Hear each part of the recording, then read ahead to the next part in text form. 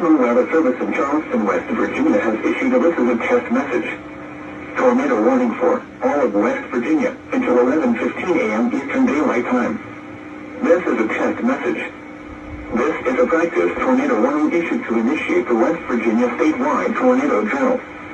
There is no severe weather occurring at this time.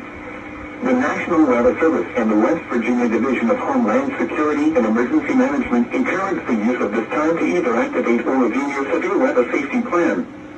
This is a test message. Locations include all cities and counties in West Virginia.